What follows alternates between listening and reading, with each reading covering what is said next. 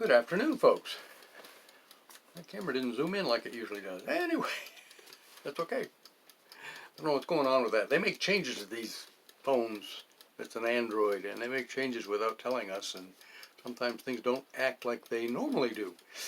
Anyway, I want to tell you, I got a new shipment of He Loves Me by Wayne Jacobson yesterday. There's a whole stack of them, 20 of them up there on my bookshelf. If you'd like a copy, send me an email, send me a private message, leave a message on YouTube, Rumble, whatever. We'll connect, and then you can give me your address, and I will send you a book, absolutely free of charge, postage paid. Great book. In fact, we made contact through some video. Thelma sees lots of cool stuff that I don't see, and when she really thinks I need to see it, she makes sure I do, and that's good. That's a good teamwork. And we've connected after she showed me a couple of videos from this guy, short videos. And I'm not sure what platforms he's on. Mason, M-A-S-O-N, Ledbetter, L-E-D-B-E-T-T-E-R, just the way it sounds. Mason Ledbetter, L-E-D-B-E-T-T-E-R. A good preacher. He knows the truth. And I wrote back to him. I sent him lots of stuff from us because here in New England, which is, I told him, it's the land of the frozen chosen, and that's not a compliment. But anyway, he got a kick out of that. He wrote back to us, and I told him, I said, if you have any friends up here that see things the way you do, we'd like to meet them because we're kind of lonely in our beliefs. So anyway, that's going on, and so check him out, Mason Ledbetter. I think he's on YouTube, and I'm sure that's not. You can find him with his name. Google him, whatever. You know how to search stuff. If you don't worry about it. That's okay.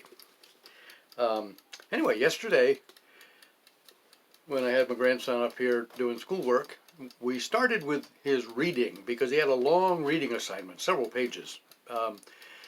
Excerpts from Robinson Crusoe by Daniel Defoe.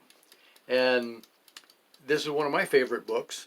I don't know how long I've had. Actually, I don't think this is the one I read because it doesn't feel read. It doesn't feel used. But I did read the book in college, I believe, for my own personal benefit. And I'm glad I did. It's one of my favorite books. And I was looking forward to working with it with my grandson. And so I read him the introduction by another gentleman talking about Daniel Defoe and so on in that book before we read his assignment, and we kind of switched off. He'd read a page, I'd read a page, and we'd go back and forth till we got through the thing. And there again, if you haven't read Robinson Crusoe, you should. Everybody should. And now I'm curious to get some more of his other stories because I don't typically read introductions to the book. I just want to read the book. And I like this one because it's complete and unabridged.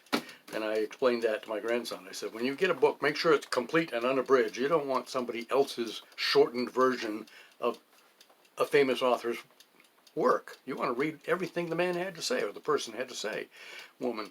So anyway, so that's where that's going. We've had some more rain tonight, and I was talking, oh, that's another thing. I've got my grandson, 11 years old. He'll be 12 in February.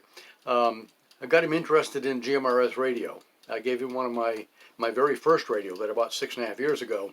Got it all programmed for GMRS. Got the repeater, the one repeater that's the best for us to use from around here. And this afternoon he's down to Auburn this afternoon. He took the radio with him, and I said, well, I know where he is. We did a check on the repeater, and it had a clear shot to the repeater, supposedly. And we just tried a radio check, and apparently he didn't hear me, which surprises me, but he wasn't able to get out either. And he's doing it right. I don't know what's happening. Maybe there's something blocking the signal on his end. But I was kerchunking the repeater from my end, and everybody else stayed out of the way while I was trying to contact him. That's polite. I know there was another fellow on there that wasn't having a conversation with anyone, but he just put his name out there. It's like, oh, well, I want to get out here and try contacting my grandson. So anyway, we did that. Talk to you later.